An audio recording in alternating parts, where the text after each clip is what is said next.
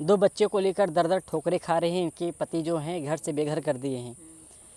इनका मामला जो है अभी कोर्ट तक, हाई कोर्ट तक पहुंच गया है और न्याय की राह में भी भटक रहे हैं इधर उधर। आज सोशल मीडिया के सहारे हम लोग के पास आए हैं और बता दें बनारस के रहने वाली हैं।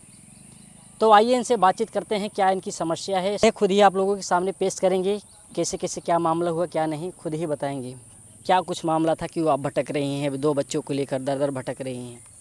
देखिए, हमारी शादी जो है कि 2012 में हुई थी भदोही ज़िला में। मैं बनारस ज़िला की रहने वाली हूँ। मेरा नाम बसंती उर्फ निसी है। मुझे प्यार से लोग निसी बुलाते हैं। और मेरे पति दूसरी शादी कर लिए हैं और मैं अपने बच्चों के साथ अकेले रहती हूँ अपने मायके में। और वो बिना डाइवोर्स के दूसरी शादी किए हुए हैं और मुझे ना रख रहे हैं, ना मेरे बच्चे को मान रहे हैं, ना तो हम लोगों को खर्चा दे रहे हैं। बहुत मेरा जीवन जो है कि कष्टदायक है, जो कि मैं न्याय के लिए आप लोगों की सपोर्ट के लिए सोशल मीडिया तक आई हूँ। आप जो है कितने दिन तक जो है आपके पति के साथ बिताए, कितने सालों तक आप अपने मतलब वहाँ पे ससुराल में रही आपके पति के साथ? 8 साल, 2012 से 2020 तक। 8 साल अपने पति के साथ आप बिताई। तो ये जो बच्चे आपके होते हैं तो कितने साल बाद होते हैं? बच्चा मेरा 4 साल बाद होता है, लड़का। थरो नाम है 2016 में, और क्या कहते हैं लड़की 2018 में होती है। और फिर उसके बाद भी मतलब वो लोग मुझे बहुत टार्चर किए हुए हैं। जब शादी होती है आपके 4 साल बाद बच्चे होते हैं और उसके बाद जो है तब आपके पति उस समय खुश थे? जी नहीं, पैसे को लेकर के, दहेज को लेकर के मुझे प्रताड़ित करते थे।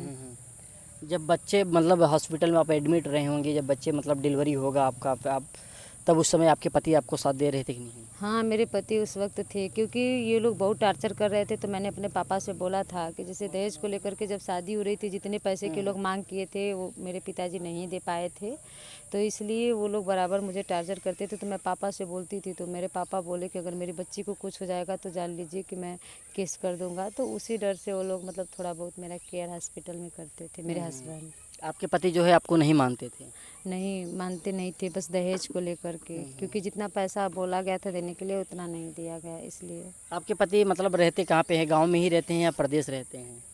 मेरे पति मुंबई में रहते हैं और वो मार्बल टाइल्स के ठेकेदार है, जो कि उनका कारोबार चेन्नई से लेके केरला तक उनका आना जाना रहता है। पानी वाले जहाज़ से आते जाते हैं और अच्छा खासा उनका इनकम है। आपको छोड़ क्यों दिए? कुछ तो रीज़न होगा, आपके रिलेटेड कुछ तो बोले होंगे कि आप हमारे साथ मत रहो, इस तरीके से रहो, कुछ तो बोले होंगे। देखिए, अगर ऐसी बात अगर मुझ में कमी रहती तो बोलते क्यों, मेरे ऊपर केस करके मुझसे मुक्त होते। आज लगभग मेरे शादी को 13 साल हो गए हैं और इस बीच में मेरा उनको लेकर के केवल दहेज को लेकर के झगड़ा होता था। दूसरी बात ये कि जब वो मुंबई से घर आते थे तो उनके मोबाइल पर अनेकों प्रकार का लड़कियों का कॉल आना, वीडियोस, मतलब कि ये सब देखती थी तो मैं तकलीफ़ हो जाता था, मुझे झगड़ा होता था। और उसी बीच में ये मुझे बराबर टार्चर मारपीट करते थे, बहुत टार्चर करते थे। अच्छा, जैसे अगर कमाने चले जाते थे तो कितने कितने समय के बाद वो घर पे लौटते थे? 1 साल बाद आते थे।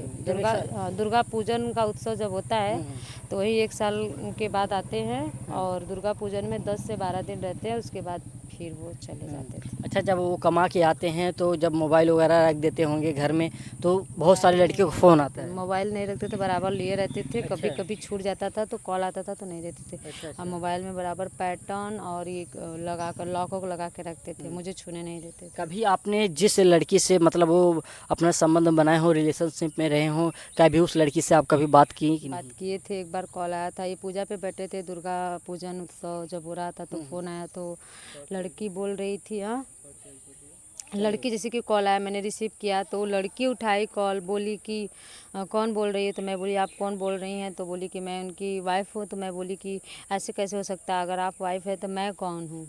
तो वो बोली कि कौन बोल रही हो तुम? तो बोली कि कृष्णा से बात करो। मैं उनका नाम कन्हैया है, मुंबई में प्यार से उनको कृष्णा सब बुलाते थे। तो इसी बीच में हम लोगों में गाली गलौज हुआ तो वो सुने तो उठ कर के आए, मेरे हाथ से मोबाइल छीन लिए, मारपीट किए, वहीं झगड़ा मतलब हुआ। मतलब आपके पति जिस लड़की से मतलब चाह रहे थे, जिस लड़की से संबंध बनाए थे, उस लड़की से आपने बात किया था और वो भी बोल रही थी कि हम उनकी धर्म पत्नी हैं। वो भी बोल और इधर आपसे भी शादी की है, उधर अलग शादी भी किए हैं, शायद शादी किए ना किए हो, गर्लफ्रेंड हो? गर्लफ्रेंड रही हो, क्योंकि मुझे पता नहीं था। और ये दो शादी की बात जो है कि मैं जैसे कि 8 साल उनके साथ रही, उसके बाद 2020 में जब बिल्कुल एकदम हद के बाहर जाने लगा, तकलीफ़ खर्चा वर्चा नहीं दे रहे थे, बहुत ज़्यादा कष्ट दिए मुझे, तब 2020 के बाद मैं मायके चली आई। मतलब मेरे पापा गए, मुझे लेकर आए, बोले कि साल 1.5 साल रखेंगे तो हो सकता है सुधर जाए, अगर शादी वादी नहीं किए होंगे तो लेकिन ऐसा कोई रिस्पांस नहीं। मेरे जाने के बाद कभी ना वो कॉल के, ना मुझे पूछे, ना बच्चों को पूछे कि हाँ बच्चे कैसे हैं, कैसे नहीं, मर रहे कि जी रहे, क्या खा रहे, क्या पी रहे, क्या पहन, क्या ओढ़ रहे हैं, ऐसा कोई उनका रिस्पांस नहीं आया। तो मेरे पापा, मैंने कॉल किया एक बार, पूछी कि क्यों नहीं कॉल करते हैं, क्यों ऐसा कर रहे हैं, तो कह रहे हैं कि हम शादी कर लें, तुम भी अपनी शादी कर लो। तो मैं बोली ऐसा कैसे हो सकता है, आप ऐसा कैसे कर सकते हैं, मैं 2 बच्चे हैं, मेरा ज़िंदगी क्यों बर्बाद किए हैं, मेरे साथ यही करना था तो मेरी ज़िंदगी क्यों तबाह किए हैं। तो वो बोले कि क्या कहते हैं कि मतलब बोले नहीं, मतलब कॉल कट कर दिए। फिर उसके बाद 2022 में मेरे पापा ने वाराणसी न्यायालय में मुकदमा दाखिला कराया, जो कि अभी केस वहाँ पे चल रहा है। और मैं चाहती हूँ कि आप लोग मेरा वीडियो ज़्यादा से ज़्यादा लोगों में शेयर कीजिए, और ताकि मुझे न्याय मिले। अगर ये मेरी बातें हमारे जो है कि माननीय मुख्यमंत्री आदित्यनाथ योगी तक अगर किसी भी माध्यम से ये वीडियो जा रहा है, किसी भी न्यूज़ चैनल के ज़रिए से, तो प्लीज़ आप लोगों से आपसे यही कहना चाहती हूँ कि मेरे केस का जो भी है पुष्टिकरण, छानबीन अच्छे से किए और मेरे साथ न्याय हो, मेरे साथ न्याय। जब आपके पति ऐसा हरकत कर रहे थे, दूसरी लड़की से बात कर रहे थे, तो उस समय जब लड़की से आपने बात की तो आपने पूरी सच्चाई बताई? नहीं है, हम लोग को शादी की इतना दिन झगड़ा होगा, वो कह रही थी तुम गाली गलौज हो गाली गलौज कर रहे, वो कह रहे थे कि तुम उसकी बहन बोल रहे हो, जबकि मेरे कोई ननद ही नहीं। मतलब उसको ये बताया था कि अगर कोई महिला बाय द वे फ़ोन उठाए तो जान जाना कि मेरी बहन उठाई है। अच्छा, वो पहले से मतलब ब्यौरा रच दिए थे कि अगर कोई फ़ोन उठाए तो आप सीधा ऐसा बोल दीजिए कि आप उनकी मतलब समझा दिए कि हमारी बहन फ़ोन उठाएगी। बहुत गाली गलौज हुआ था, लेकिन उसके बाद तबले तो सुन लिए। मेरा बीपी जैसे लो हो जाता है, सब देखने के बाद गुस्सा हो जाती हूँ मैं, तो ये सुन लिए तो तुरंत मारपीट करके मोबाइल लेके चले गए। अच्छा, आपके अंदर क्या ऐसी कमी रही होगी जो आपके पति इस तरीके से आपको छोड़ के जो है दूसरे लड़की के साथ जो है शादी रचा लेते हैं? क्या मतलब ऐसे कुछ तो झगड़ा वगैरह होती होंगे? सिर्फ वही दहेज को लेकर मतलब? दहेज को लेकर के होता था, उनके मोबाइल पर किसी का भी कॉल आता था तो देखिए कोई भी महिला हुई नहीं बर्दाश्त करेगी, अपने पति को किसी के साथ नहीं बर्दाश्त करेगी। दूसरी बात ये है कि ये इनकी कमी थी, इनको खुद, जैसे कि मेरे अंदर कोई कमी नहीं, मैं मीडिया के सामने आई हूँ, मुझे आप लोग देख रहे हैं, मेरे बच्चे भी हुए हैं। मैं आप सबको बताना चाहती हूँ कि मेरे अंदर ऐसी कोई कमी नहीं थी। मैं खुद जाना चाहती थी उनके साथ मुंबई, लेकिन वो कभी नहीं लिया गया। यहाँ ये चाहती थी कि ये बराबर यहाँ रहे, लेकिन वो रहते भी नहीं थे। मतलब साल भर में केवल 10-12 दिन रहते थे, उसके बाद वो मेरा उनसे कोई मतलब वो नहीं रहता। मतलब आपको जो है कि मतलब भाव भी नहीं पड़ा कि कब वो शादी कर लिए कब नहीं किया, आपको पता ही नहीं चला? पता चलता, अगर ये मुझे बता कर करते कि मैं इस जगह शादी कर रहा हूँ, तो मैं अपने बच्चों को लेकर खड़ी नहीं हो जाती। जिस जगह वो शादी कर रहे हैं, मैं अपने बच्चों को लेकर खड़ी हो जाती कि भाई इन लोगों का क्या होगा, तुम शादी कर रहे हो, मेरे बच्चों के भविष्य का क्या होगा? तुम्हें ज़रा सा भी तरस नहीं है कि मेरे बच्चे कहाँ जाएंगे, मैं कहाँ जाऊँगी? एक शादीशुदा लड़की रहती है, मान लीजिए उसकी बात, अगर बच्चे रहते हैं तो कौन शादी करेगा मुझसे, कौन मेरे बच्चों को कौन नाम देगा? जैसे स्कूल वगैरह में आप जाती होंगी, बच्चों का नाम पूछते होंगे, तो क्या नाम आप लिखवाते हैं मतलब आपके हस्बैंड जो उनका नाम? हस्बैंड का ही नाम डालती हूँ, चाहे कुछ भी हो। मेरे बच्चे हैं, उनके बच्चे हैं तो उन्हीं का नाम जाता है। मेरे बच्चे के मार्कशीट पर फादर नेम ही है, और हर जगह जहाँ कहीं भी पिता की वो होती है, आधार कार्ड पर भी उन्हीं का नाम है, हर जगह हस्बैंड का नाम है। आपके ससुराल वाले का क्या रिएक्शन होता है? ससुराल वाले क्या बोलते हैं आपको? ससुराल वाले भी उसी में के हैं, मतलब कि जैसे कि बोलते थे छोड़ दो इसे, दूसरी शादी कराएंगे तो अच्छा पैसा, मतलब दहेज अच्छा मिलेगा हम आपके लोग। ससुराल वाले भी बोल रहे थे कि उसको छोड़ दो? हाँ, ऐसे ही बोल रहे थे। अगर क्योंकि वो लोग सही रहते, देखिए बेटा गलत रहता है तो बाप को अपना परिवार, अगर एक जैसे परिवार होता है, माला होता है, उस माला को इकट्ठा करने के लिए इंसान को थोड़ा बहुत, जैसे मैंने कष्ट झेला है उस परिवार को बनाने के लिए, तो उनका भी अगर वो चाहते तो मेरा परिवार नहीं बिगड़ता, वो इस तरीके से बिगड़ते नहीं। लेकिन परिवार वाले भी उनको सपोर्ट किए, जिसकी वजह से वो मतलब पूरी तरह से बिगड़ गए। आज ऐसी स्थिति है कि मैं आज भटक रही हूँ 2 बच्चों को लेकर के, ना मेरे माता है ना मेरे पिता हैं, बिल्कुल अनाथ हूँ। आप लोगों के बीच आई हूँ सपोर्ट के लिए। अच्छा, आपके ससुराल वाले कौन कौन मानता था? आपकी सास मानती थी, आपके ससुर या आपके देवर या जो भी ननद हों, कौन कौन मानता था? कोई नहीं मानता था मुझे। मुझे कोई नहीं, यहाँ तक कि देवर मुझे ज़्यादा, जब मेरे पति बाहर रहते थे तो मुझे प्रताड़ित करते थे। देवर आपको प्रताड़ित करते हाँ, थे। जैसे बहुत। आपके पति अगर बाहर चले गए हों तो मौका देख के मतलब आपसे अब अभद्र चीज़ें भी करते हाँ, होंगे साथ हाँ, में। बात उल्टा सीधा बात बोलते थे और बोलते थे कि भैया नहीं, हम रखेंगे, मतलब कि हम तुम्हारी इच्छाओं की पूर्ति करेंगे, मुझे जहाँ जाना होगा ले जाएंगे, सब मतलब खुशी से रखेंगे। वो साल में एक बार आता है, इससे वैसे है, तुम्हारी शादी तो मुझसे तय हुई थी लेकिन उसकी शादी नहीं हो रही थी इसलिए तुम्हारे से हो गई। मतलब ये सब सारी बातें। तो मैं उनसे बोली कि देखिए मैं आपकी भाभी हूँ, माँ समान हूँ, मुझसे ये सब बातें कह रहे हैं, आप शोभा नहीं दे रहे। और मेरे पति चाहे जैसे भी हैं, मैं उनके लिए हूँ, मेरे लिए हैं। वो 1 साल बाद आए चाहे 10 साल बाद आए, मुझे उन्हीं का इंतज़ार रहेगा, मैं उन्हीं के साथ रहूँगी। मुझे ज़्यादा टार्चर किया तो मैं अपने घर पे भाई को, पापा को बोल दूँगी ये सब बातें। तो नहीं मानता था फिर भी।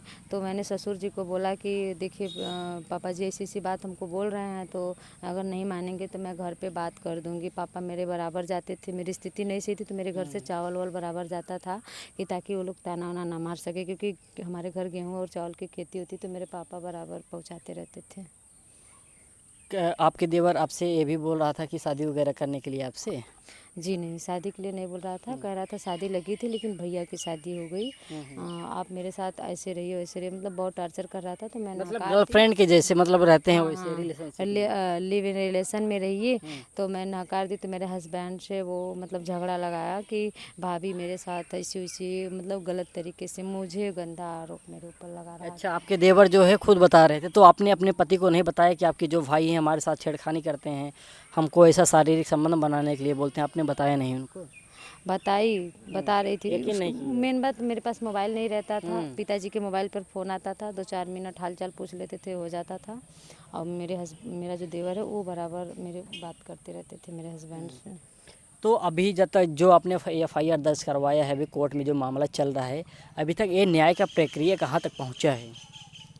न्याय का प्रक्रिया देखिए, ये ले जाने के लिए नहीं तैयार थे तो लास्ट डेट 1 जुलाई 2025 को पड़ी थी, जिसमें से वारंट जारी हो रहा था उस दिन। तो उस दिन वो आकर पेश हो गए। जब पेश हो गए तो वो मेरे बारे में उल्टा सीधा बोल रहे हैं कि ये मतलब मैं इन्हें नहीं ले जाऊंगा और ना ही खर्चा दूंगा, क्योंकि मुझे गलत ठहरा रहे हैं। तो मैं बोली हूँ कोर्ट में कि अगर मैं गलत थी तो इतने दिन ये कहा थे, बगैर डाइवोर्स के शादी कैसे किए। मैं आप लोगों से पूछना चाहती हूँ कि एक पत्नी अगर बदजलन होती है या फिर आवारा होती है तो पति का भी नियम बनता है, पति पत्नी का। अगर पत्नी गलत है तो पति FIR करके डाइवोर्स ले सकता है समाज के सामने, उसको लेने से कोई नहीं रोक सकता।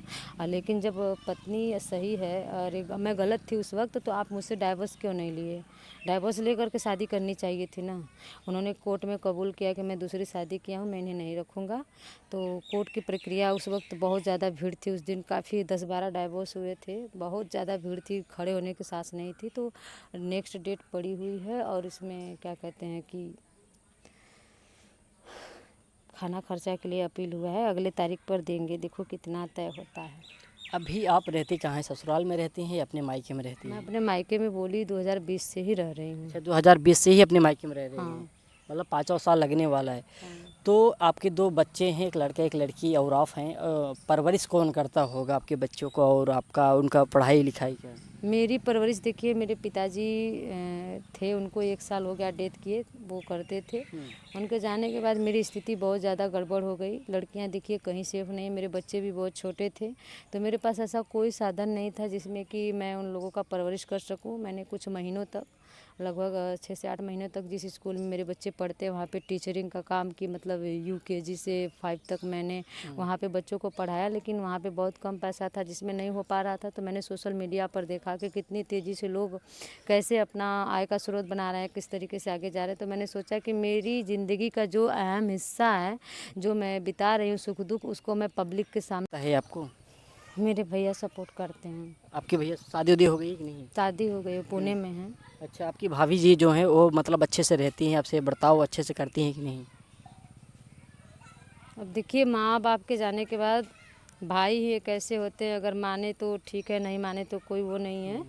अब जो भी रहता है दुख तकलीफ अपना झेलती हूँ, पड़ी हुई हूँ। अब मानने न मानने के कौन चाहेगा कि मेरे सर पे बोझ बन के रहे। आप लोग समझदार हैं, इसके आगे कुछ नहीं कहूँगी, लेकिन मेरे भाई जो हैं बहुत अच्छे हैं। अच्छा, अभी क्या कोई काम धंधा आप जैसे घर पे पार्ट टाइम कुछ करती हैं या सोशल मीडिया हाँ, में? नहीं, सिलाई का कार्य करती हूँ, और जो भी कपड़ा उपड़ा मिल जाता है अगल बगल से तो सिल लेती हूँ।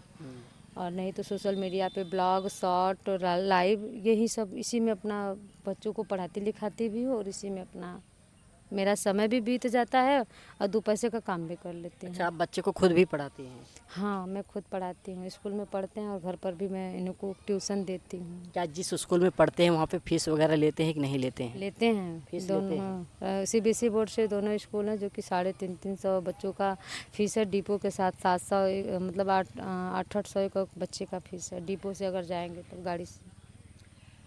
तो साथियों, देखा आपने 2 बच्चों को लेकर किस तरीके से दर दर भटक रही हैं। पति जो है इनका दूसरा शादी कर लिया है और बात करें कभी घर भी नहीं आता था। अभी जो मामला है हाई कोर्ट में चल रहा है, देखिए कब न्याय मिलता है। बस न्याय की आस में लगे हैं, जल्द से जल्द इनको न्याय मिले और इनका भी जो घर है, इनका घर अच्छे से बसे और इनके साथ इनकी पति जी जो हैं अच्छे से रहें। बाकी ये वीडियो देख के आपको कैसा लगा कमेंट करके ज़रूर बताइएगा। जाते जाते एक शब्द हम आपको और बोलेंगे, एक बार चैनल का अपने नाम और बता दीजिएगा। मेरे चैनल का नाम है, जितने भी साथी मेरा ये देख रहे हैं इंटरव्यू, प्लीज़ आप लोगों से निवेदन है कि मेरे चैनल का नाम है Nishi daily live. Nishi daily live मेरे चैनल का नाम है। प्लीज़ आप लोग सब्सक्राइब कीजिए और मुझे सपोर्ट कीजिए, मेरे चैनल को शेयर कीजिए। मेरे वीडियो के माध्यम से आप लोग देखिए कि मैं कैसे अपना जीवन यापन कर रही हूँ। तो साथियों, जैसे चैनल का नाम आपने देखा निशी डेली ब्लॉग, जिस तरीके से आप लोग इंस्टाग्राम पे वीडियो स्वाइप करके सबको वायरल करते हैं, रील बनाते हैं, उस तरीके से निशी डेली ब्लॉग पे आप लोग जाइए। चाहे किसी प्रकार का कंटेंट बनाते हो, लेकिन आप लोगों को सिर्फ सब्सक्राइब करना है और एक वीडियो शेयर कर देना है। इतना करने से कोई आपका पैसा नहीं जाता है। अगर इतना कर देंगे, एक आदमी जो है आगे बढ़ सकता है सिर्फ आप लोगों की सपोर्ट वजह से। तो हम ये भी साथी हैं, मैं यही कहना चाहूँगी कि आप लोगों से मुझे कुछ नहीं चाहिए, बस आप लोग मेरे वीडियो को वॉच टाइम पूरा करें, देखें मुझे, और एक लाइक और प्यारा सा मुस्कुराता हुआ आप लोगों का कमेंट मेरे वीडियो पर आना चाहिए। इसी से मैं आगे चली जाऊंगी। मुझे आप लोगों से यही सपोर्ट चाहिए ताकि मेरे बच्चों का भविष्य उज्जवल हो, मेरा भी। हमें पूरा उम्मीद है आप लोग सपोर्ट ज़रूर करेंगे। मिलते हैं किसी नेक्स्ट वीडियो में, तब तक के लिए धन्यवाद।